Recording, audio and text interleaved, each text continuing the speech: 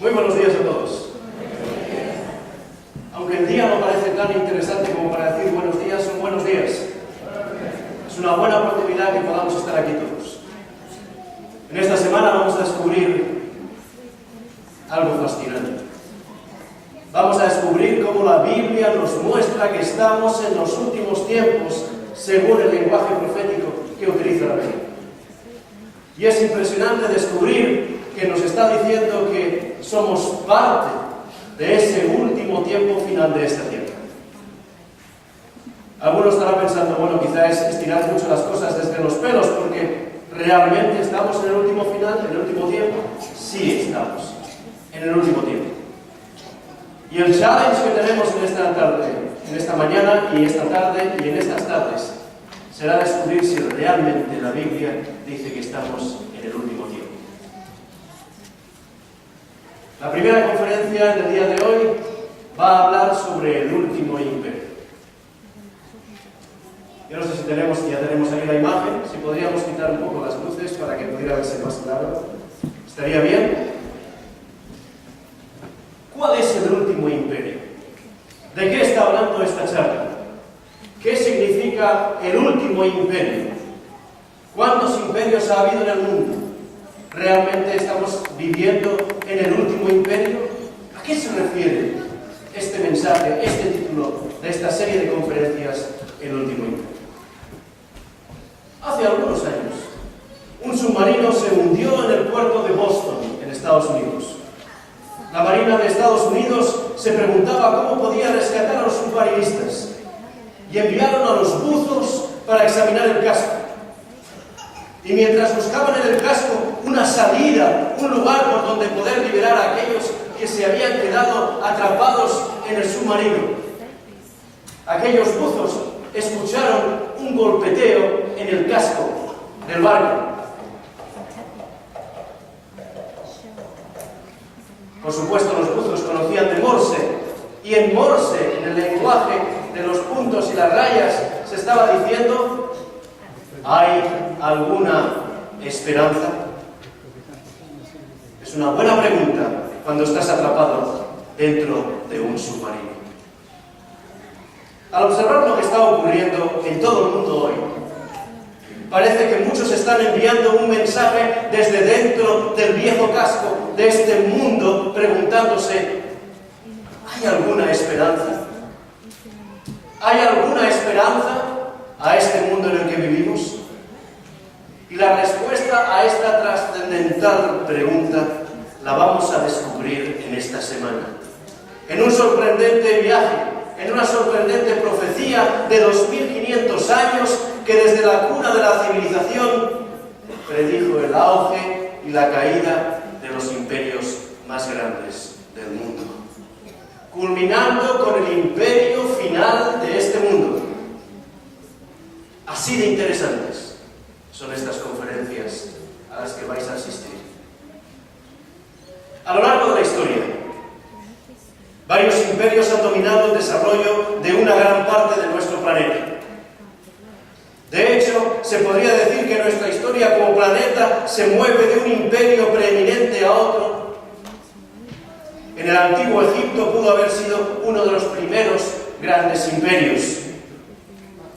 Y el imperio neobabilónico fue siempre considerado como poseedor de una riqueza material, cultural e intelectual incalculable, extendiendo sus dominios a toda la región de Canaán al vencer a los egipcios en la batalla de Carquemish.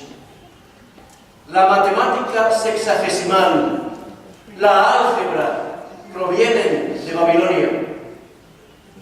De ahí tenemos el círculo de 360 grados, gracias a los babilonios. De ahí tenemos la hora de 60 minutos, gracias a los babilonios. Los griegos y los romanos construyeron enormes imperios en Europa y Asia, dominando por completo el mundo conocido en aquel tiempo. Mongolia gobernó un imperio que se extendía desde el Océano Pacífico, justo hasta el otro lado de Europa occidental, y hacia abajo hasta el Medio Oriente y hacia arriba hasta Rusia. 100 años más tarde, los incas establecieron un imperio que cubría 2/3 partes de la costa oeste de América, de la América del Sur. Durante el reinado de la reina Victoria, Inglaterra gobernaba 1 de cada 5 habitantes de nuestro planeta en aquel tiempo. Y el sol nunca se ponía en el Imperio Británico. En el último medio siglo, Estados Unidos ha dominado el mundo cultural, económicamente y también militarmente. Y muchos sugieren que China se convertirá en la próxima gran superpotencia.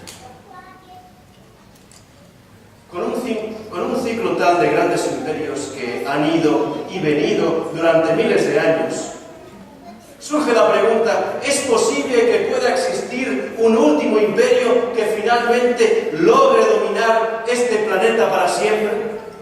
¿Es que habrá un último imperio que nos permita decir hay tranquilidad, hay paz, hay libertad? ¿Es que existirá una vez un último imperio? Os invito a viajar a la antigua Babilonia. La antigua ciudad de Babilonia se encontraba donde hoy en día es lo que conocemos como Irak. Interesante. Para descubrir la respuesta a esta pregunta tan importante tenemos que ir hacia Babilonia para descubrir si existirá un último imperio. Hace 2500 años, uno de los reyes más grandes que han existido en este planeta tuvo un sueño más que fascinante. Nabucodonosor II fue el victorioso rey del imperio neobabilónico, la potencia mundial dominante en ese momento. Y este extraordinario rey recibió de parte de Dios un sueño profético que fue interpretado por un joven llamado Belsasar, que más adelante llegaría a ser su primer ministro. Belsasar fue el nombre que le puso el rey Nabucodonosor II y que significaba el que protege al rey.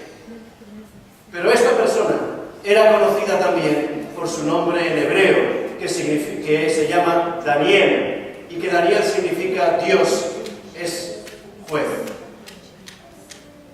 El libro de Daniel fue escrito aproximadamente hace alrededor del año 550 a.C. Parte de él fue encontrado entre los rollos del Mar Muerto, así que tenemos copias del libro de Daniel que datan de hace 2100 o 2200 años. Y es en el segundo capítulo del libro de Daniel donde se encuentra una sorprendente predicción.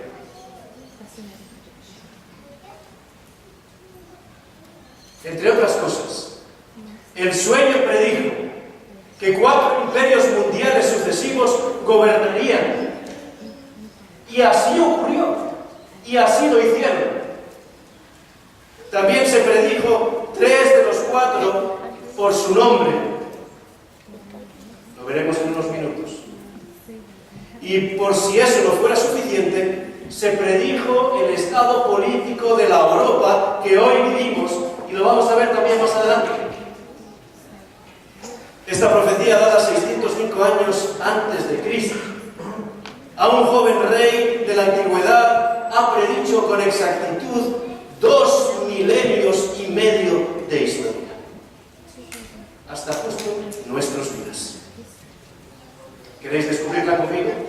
¿Cuántos quieren descubrir esta profecía que nos lleva desde ese tiempo hasta nuestros días? ¿Puedo ver las manos? Vamos a verlo. Una noche, Nabucodonosor, emperador de la antigua Babilonia, tuvo un sueño. Pero cuando despertó de ese sueño, no podía recordar ese sueño. ¿Os ha sucedido eso alguna vez? Habéis cenado mucho, la comida estaba muy rica, se hace pesada la cena y tenemos un sueño por la noche y a la mañana siguiente no nos acordamos de ese sueño. Pero sabemos que era un sueño importante, pero no nos acordamos de ese sueño. La Biblia dice, en Daniel, capítulo 2, lo siguiente. En el segundo año del reinado de Nabucodonosor, tuvo Nabucodonosor sueños y se perturbó su espíritu y se le fue el sueño. Y dice el versículo 2,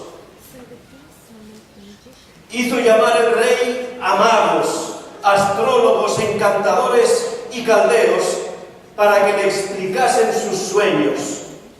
Vinieron pues y se presentaron delante del rey. Y dice el versículo 3, y el rey les dijo, he tenido un sueño, y mi espíritu se ha turbado por saber el sueño. Es decir, ¿cuál es el significado de mi sueño? Y todos los cerebros de Babilonia, toda la inteligencia de Babilonia estaba allí. Todos los más confiables se encontraban allí. Había astrólogos, que son aquellos que intentaban predecir el futuro mediante la lectura de los patrones de las estrellas. Había físicos importantes. Recordemos que Babilonia y su inteligencia era una de las cualidades más renombradas. Allí estaban, dice el texto bíblico, los caldeos. Los caldeos eran aquella élite científica de los sumerios, que hoy diríamos que son los intelectuales de nuestro mundo. Y estos hombres pidieron al rey que les dijera el sueño, tal y como podemos leer en el siguiente versículo. Entonces hablaron los caldeos al rey en lengua aramea, rey, para siempre vive. Di el sueño a tus siervos, y dice el texto, y te mostraremos la interpretación.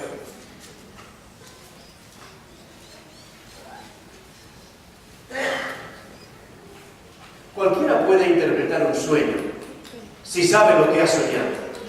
Lo difícil es interpretar un sueño sin saber qué ha soñado. ¿Sí o no? He soñado algo que me preocupa y me gustaría que tú me ayudases a saber qué es. Y la persona se queda ahí mirándote y dice, adelante, cuéntame. Y tú dices, si es que no me acuerdo del sueño, pero me gustaría saber la interpretación.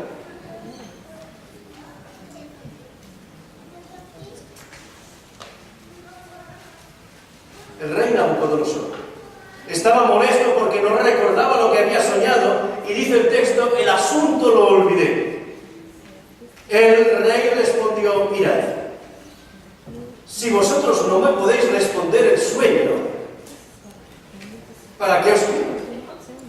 Ahora, si me decís lo que he soñado, entonces estaré seguro de que la interpretación también es correcta. En otras palabras, el rey Nabucodonosor les decía, no juguéis conmigo. No pretendáis saberlo cuando realmente no lo sabéis. Se supone que tenéis que ser capaces de ver el futuro. Demostrádmelo ahora. Decidme lo que soñé. Y los caldeos protestando diciendo, como podéis leer en los versículos 10 y 11, no hay hombre sobre la tierra que pueda declarar el asunto del rey. Además de esto, ningún rey, ningún príncipe, ni señor preguntó cosa semejante a ningún mago, ni astrólogo, ni caldeo.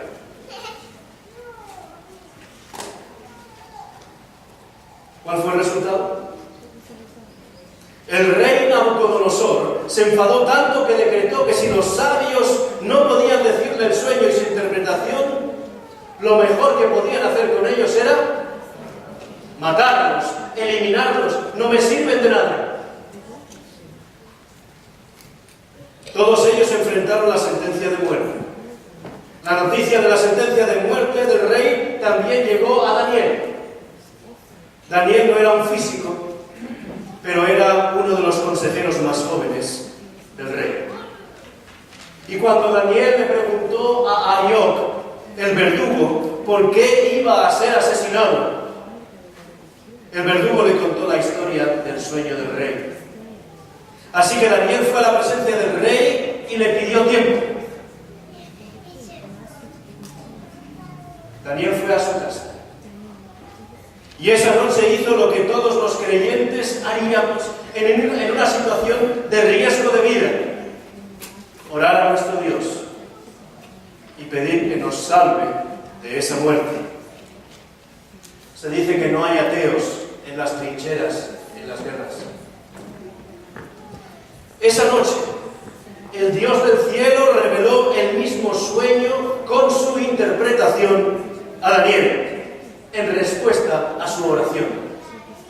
Y entonces Daniel fue a ver al rey, y según el versículo 27, Daniel respondió delante del rey diciendo: el misterio que el rey demanda, ni sabios, ni astrólogos, ni magos, ni adivinos lo pueden revelar al rey. Y se supone que aquí no hizo una pausa muy larga, porque eso ya lo había oído el rey de los caldeos. ¿Pero qué dijo Daniel? Daniel 2:28. Pero hay un Dios en los cielos el cual revela los misterios, y él ha hecho saber al rey Nabucodonosor lo que ha de acontecer. ¿Cuándo? En los postreros días. Así que esta profecía nos va a llevar por la corriente del tiempo, desde el tiempo de Babilonia hasta los postreros días, hasta nuestros días. Y esta profecía que encontramos en Daniel es la llave maestra que nos hará comprender el resto de profecías concernientes al tiempo del fin. Una vez que entendamos Daniel, las piezas en el puzzle de la profecía apocalíptica encajarán magníficamente. Y Daniel continúa diciendo, versículo 31, tú, oh rey, veías y he aquí una gran imagen, y esta imagen que era muy grande y cuya gloria era muy sublime, estaba en pie delante de ti, y su aspecto era impresionante, su aspecto era terrible. La cabeza de esta imagen era cabeza de oro fino. Dice el texto, su pecho y sus brazos de plata, su vientre y sus muslos de bronce. Y dice más, sus piernas de hierro, sus pies en parte de hierro y en parte de barro cocido. Quizá eso le preocupó a Nabucodonosor II, pero lo que más le preocupó es lo que dice después el texto.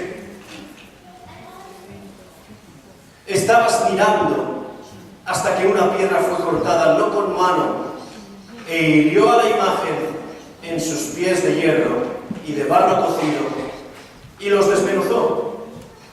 Y dice el versículo 35, entonces fueron desmenuzados también el hierro, el barro cocido, el bronce, la plata y el oro, y fueron como tamo de las eras del verano. Y se los llevó el viento sin que de ellos quedara rastro alguno. Y dice la última parte de este versículo,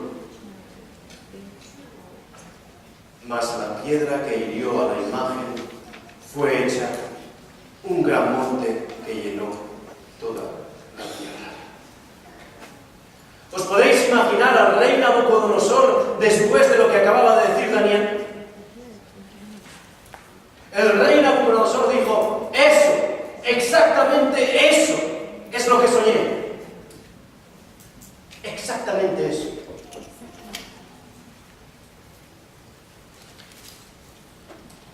Pero Nabucodonosor no se quedó ahí.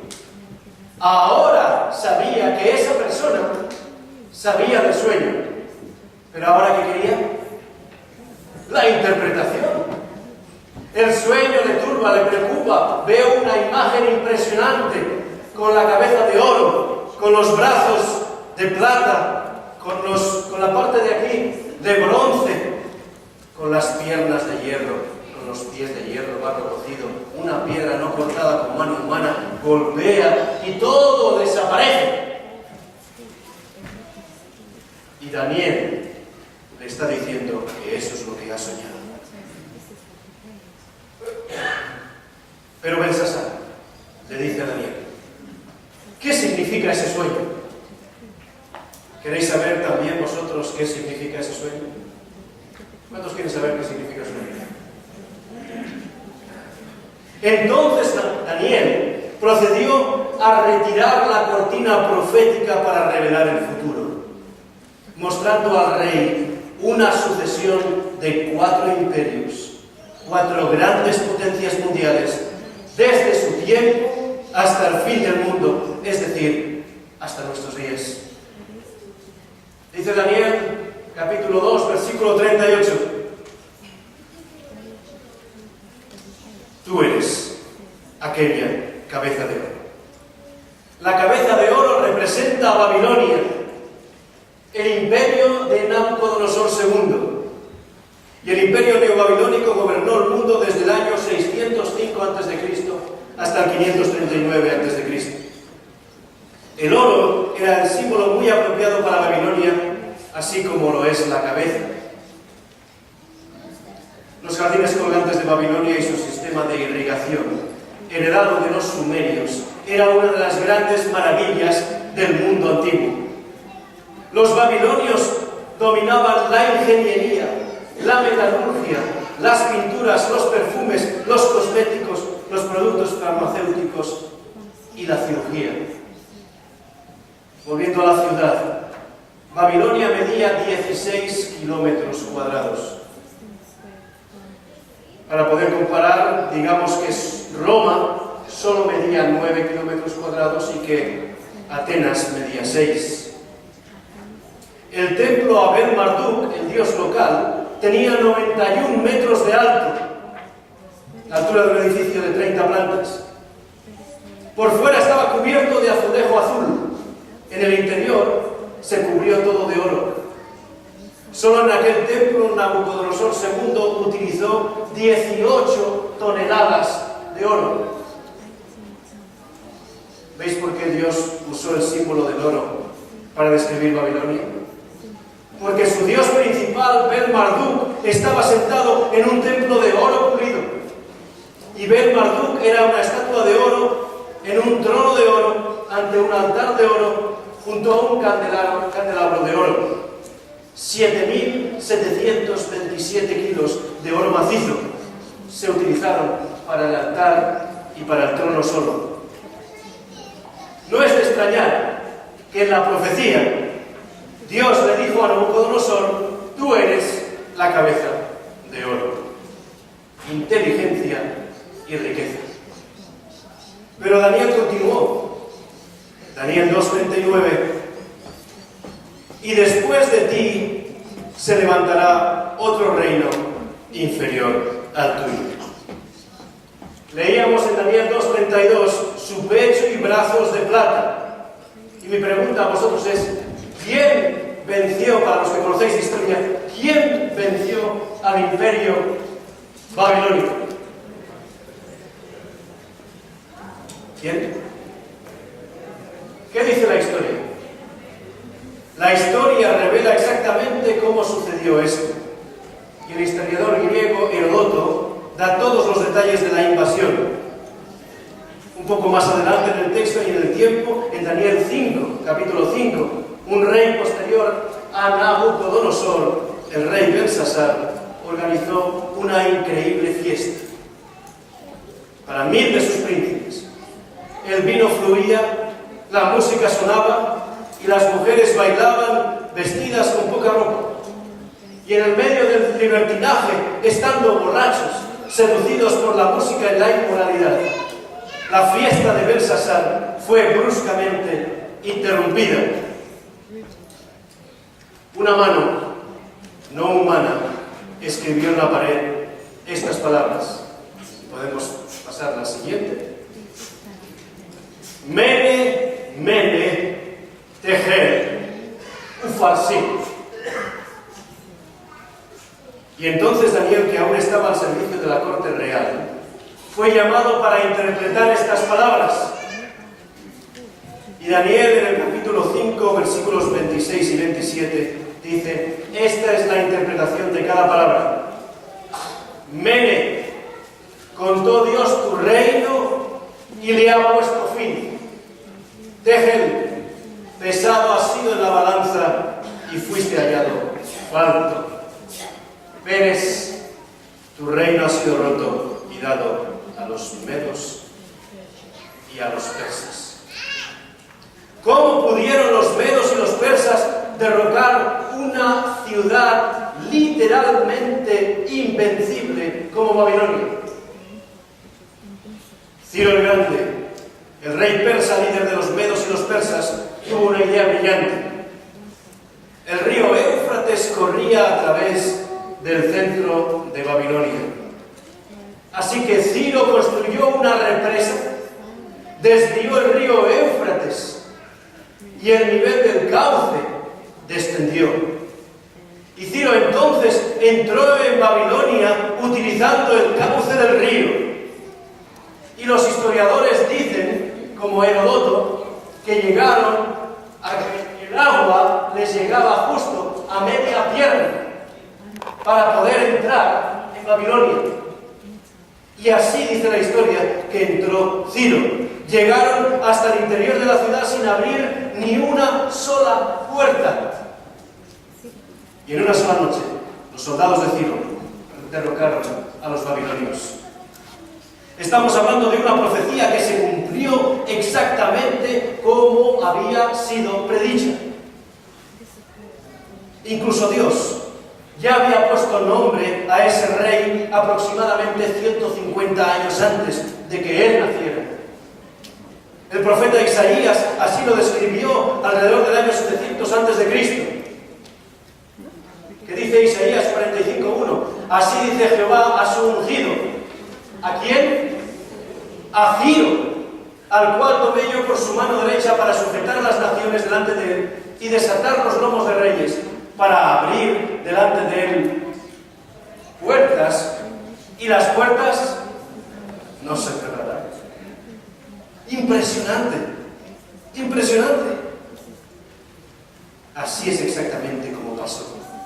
Se redujo el caudal del río Éufrates, pasaron por debajo de las murallas y llegaron hasta el interior de la ciudad, en la que las dos puertas batientes habían quedado abiertas. Y así Babilonia llegó al fin de ese gran imperio, tal como lo había predicho Daniel años antes. ¿Y sabíais que Babilonia había sido tan poderosa que se convirtió en un modelo para el fallecido Saddam Hussein? Su ambición era llevar a Irak a una posición dominante en el Oriente Medio, tal y como Nabucodonosor lo hizo hace ya 2500 años. Y antes de las guerras del Golfo se podían ver enormes vallas. La siguiente. Enormes vallas como la que veis aquí, en la que se ve a Saddam Hussein junto al anterior, y después ¿quién hay ahí? El rey Nabucodonosor.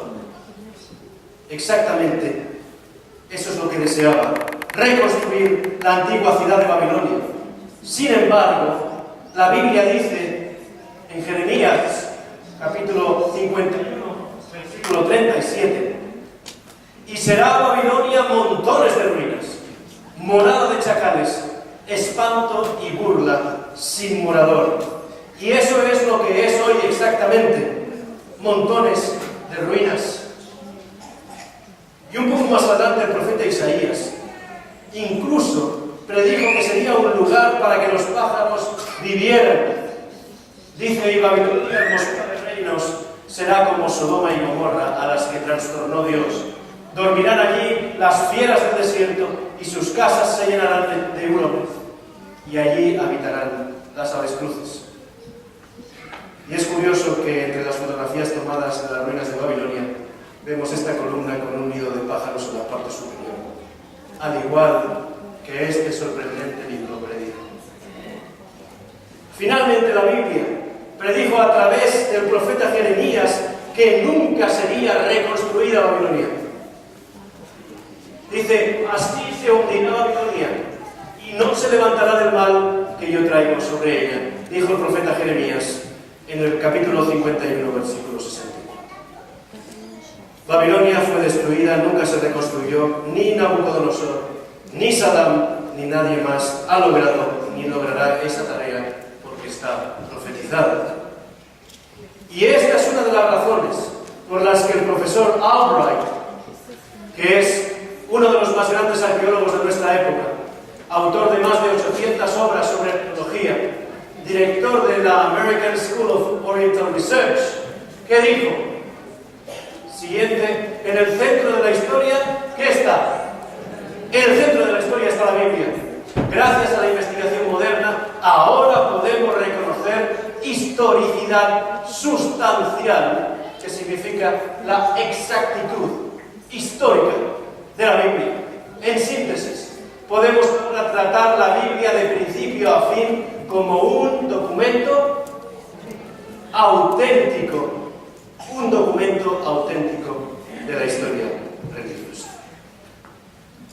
Pero hemos dicho que la Biblia predijo que aparecería un tercer imperio, representado por los muslos y el vientre de bronce.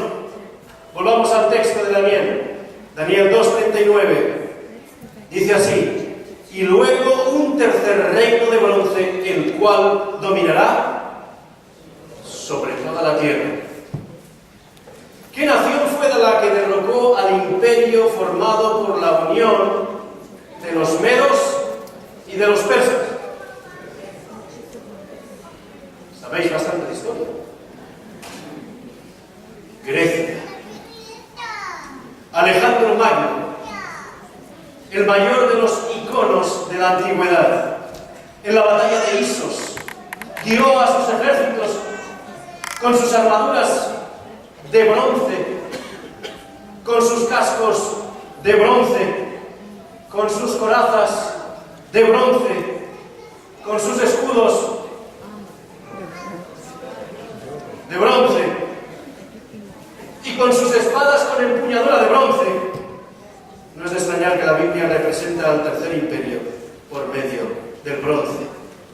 Y los ejércitos griegos vencieron a los persas y dominaron el mundo conocido, y exactamente este mundo.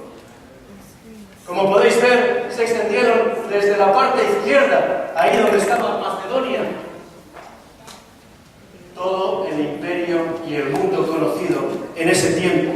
Eso es lo que conquistaron los griegos a los medos y los persas.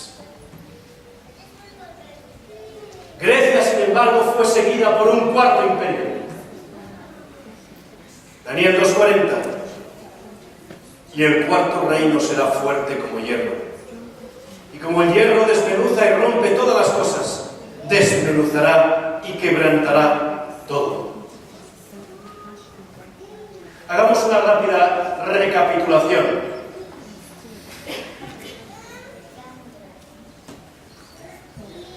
Cabeza de oro, hemos dicho que representaba a Babilonia. Luego vinieron los medos junto con los persas, o para ser exactos, los persas con la ayuda de los medos, en el 539, y representa la plata. Después vino Grecia, que venció en el 331, en la batalla de Isos, y representa el bronce. Y ahora nos encontramos a la Roma imperial. De hecho, eso sucedió. Roma dominó el mundo, toda Europa, Oriente Medio y hasta más allá del norte de África, desde el 168 a.C. hasta el 476 después de Cristo. La extensión es mucho mayor. No es la cabeza, no son los brazos, no es el vientre, son las piernas. Y como podéis ver en el mapa, ya no es solo la mitad del mapa, sino que añadió la extensión del Imperio de Roma, llegó hasta Britania, hasta el norte de África y hasta más allá de Egipto. Y eso, en aquel tiempo, era el mundo conocido.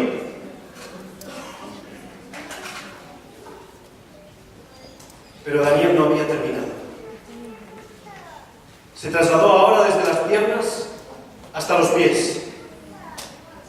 Y lo que viste de los pies y los dedos, en parte de barro cocido de alfarero y en parte de hierro,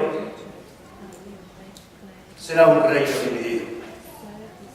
El reino será en parte fuerte y en parte frágil. La Biblia no predijo un quinto imperio dominante que surgiría después de Roma. Predijo un imperio dividido. Otro imperio mundial único no seguiría a Roma.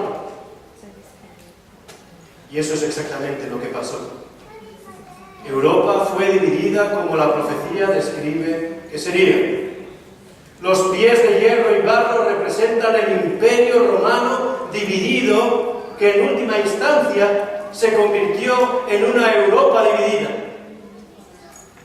Roma había gobernado un área inmensa, en especial en lo que hoy se conoce como Europa occidental. Sin embargo, entre el 351 después de Cristo y el 476 después de Cristo, las tribus bárbaras germánicas invadieron el Imperio Romano. Los suevos en Portugal, los visigodos en España y Francia, los burgundios en Italia, en Suiza, los euros en Italia, los ostrogodos, los alamanes, los francos, los lombardos, los anglosajones, se dividieron entre imperios fuertes e imperios débiles. Pero Daniel predijo que nunca se unirían formando una supernación otra vez.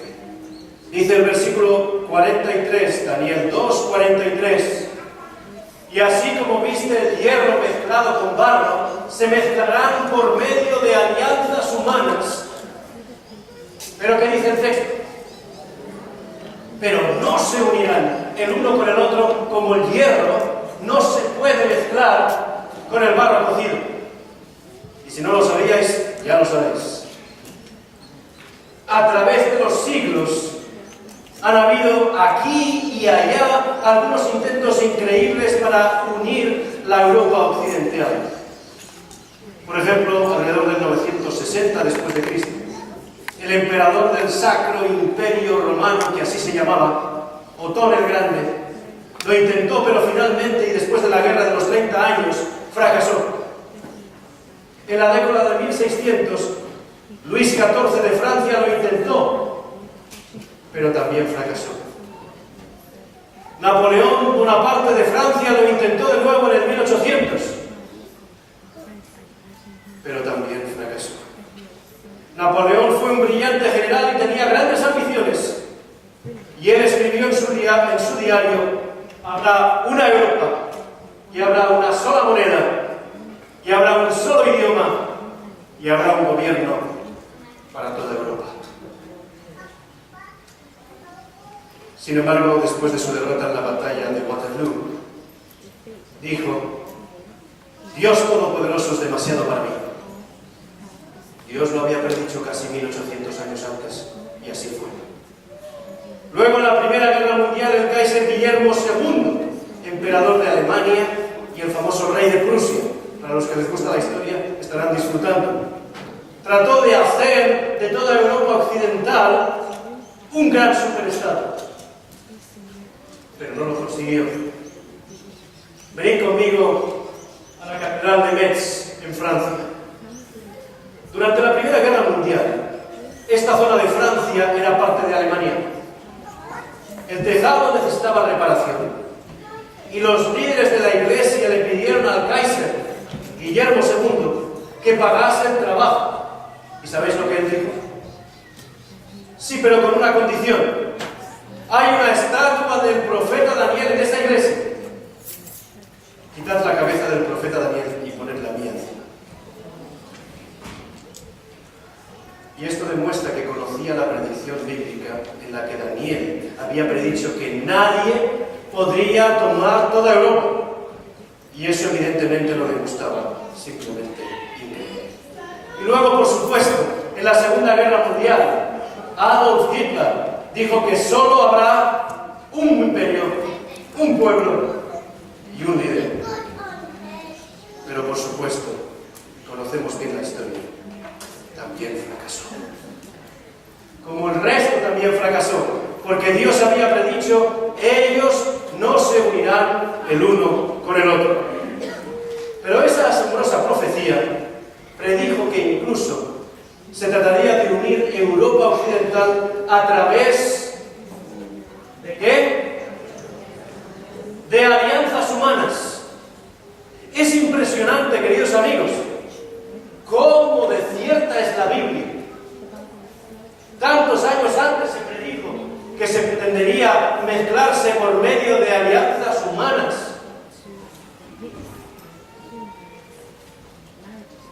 Venid conmigo a un castillo de Dinamarca, llamado el castillo Frederiksborg. En el interior se ve una gran pintura. Para los que no habíais estado nunca en Dinamarca, es una buena visita.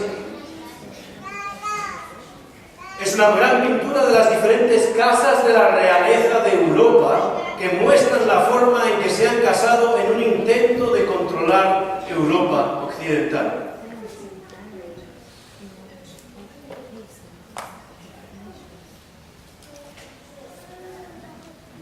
Os voy a dar una clase rápida de historia para terminar la conferencia de esta mañana. Leo.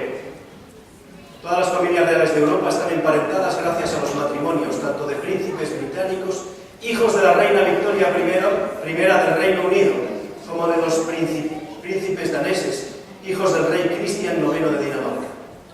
La familia real de España emparentó con la británica por el matrimonio del rey Alfonso XIII, con Victoria Eugenia de Battenberg, hija de la princesa Beatriz del Reino Unido, hija a su vez de la reina Victoria.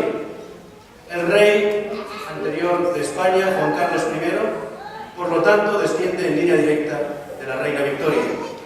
La familia real de Noruega, porque la primera reina consorte de Noruega era la princesa Maud del Reino Unido, hija del rey británico Eduardo VII, por lo tanto, nieta de la reina Victoria.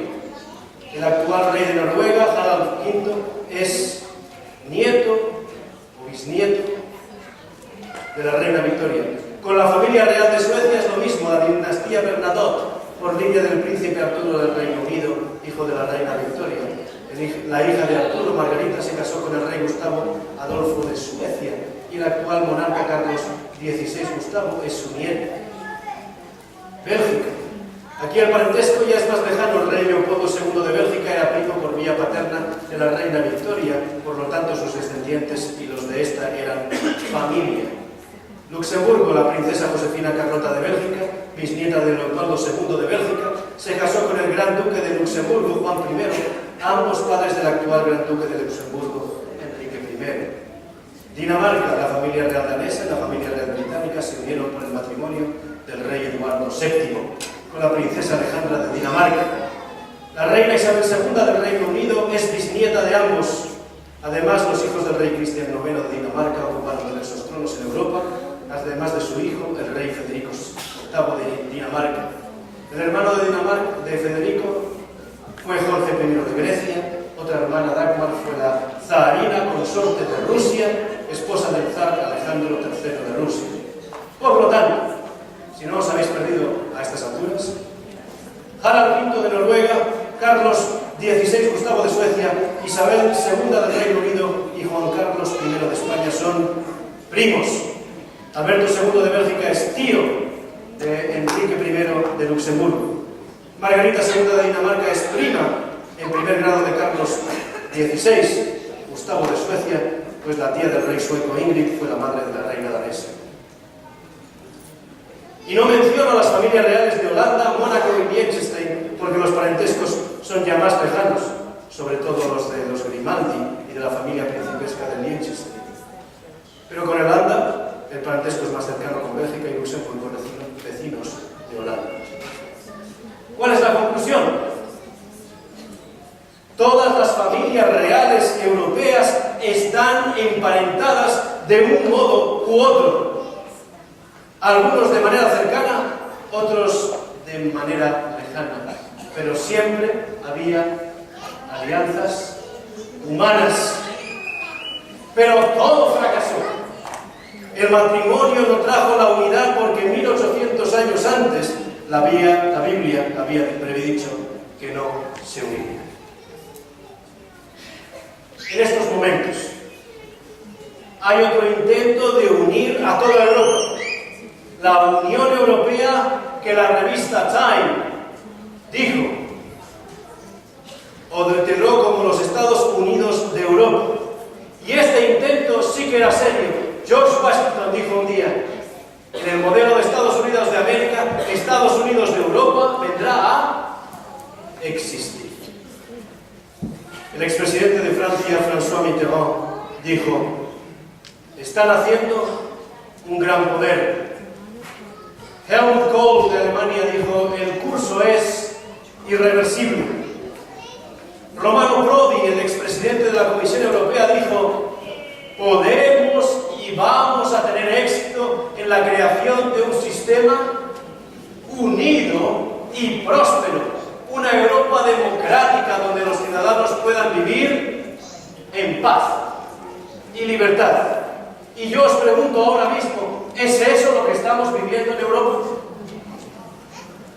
¿Qué encontramos hoy en día en Europa? ¿Está la Europa que estos líderes soñaban unida? Incluso han tratado de utilizar la unidad económica para ayudar a unirse.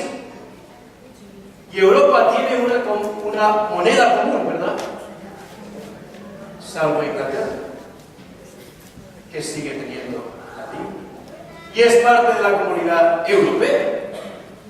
Pero dice el texto bíblico: no se unirán el uno con el otro. Y hoy en día las economías de los países que la forman se están desmoronando. Y en Europa hay países fuertes, pero también hay países débiles. Grecia, Portugal, Irlanda, España fueron o estuvieron al borde del rescate económico. Pero hay otros que son fuertes. Y dice claramente el texto bíblico que no se unirán. Esta predicción de hace 2500 años es asombrosamente precisa. Babilonia, la cabeza de oro, fue seguida por Medo-Persia, después Grecia, después Roma imperial y finalmente el hierro con el barro cocido, la Europa de después de Roma. Y todavía vivimos en los pies. Todo esto fue predicho y ha ocurrido de una manera tan precisa que debemos concluir con la misma seguridad que el próximo evento, relatado en el sueño, va a suceder. Porque si Babilonia fue sucedida por Medo-Persia, y Medo-Persia fue sucedida por Grecia, y Grecia fue sucedida por Roma, y Roma ha sido sucedida por Europa, ¿qué ocurría después? Daniel entonces explicó a Nabucodonosor lo que significaba la piedra que hirió a la imagen en los pies. Estabas mirando hasta que una piedra fue cortada, no con mano, e hirió a la imagen en sus pies de hierro y barro cocido, y los desmenuzó. ¿Y qué dice más? Y entonces fueron desmenuzados también el hierro, el barro cocido, el bronce, la plata y el oro, y fueron como tamo de las horas del verano, y se los llevó el viento, sin que de ellos quedase rastro alguno. ¿Y qué más dice el texto? Mas la piedra que hirió a la imagen fue hecha un gran monte que llenó toda la tierra. Y ahora quizá os estéis preguntando, como el rey Nabucodonosor se preguntó, ¿cuándo ocurrirá esto? ¿Y qué gran imperio es representado por esa gran piedra que golpea la imagen y la pulveriza para instaurarse él? Lo veremos esta tarde.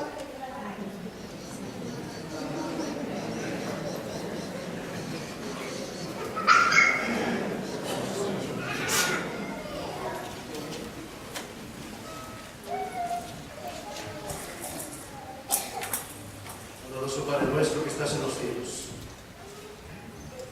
te damos gracias, Señor, porque tú nos dejaste tu palabra para que no estuviéramos en tinieblas, para que conociésemos lo que ocurre en nuestros días y para descubrir que la profecía se cumple exactamente como tú lo dijiste. Te pedimos, Señor, que mantengamos nuestras fuerzas para seguir adelante. Sabemos que estamos al final del tiempo. La profecía nos lo dice con todo detalle. Y deseamos, Señor, seguir adelante para poder alcanzar ese último imperio. Te lo pedimos todo en el nombre de Jesús.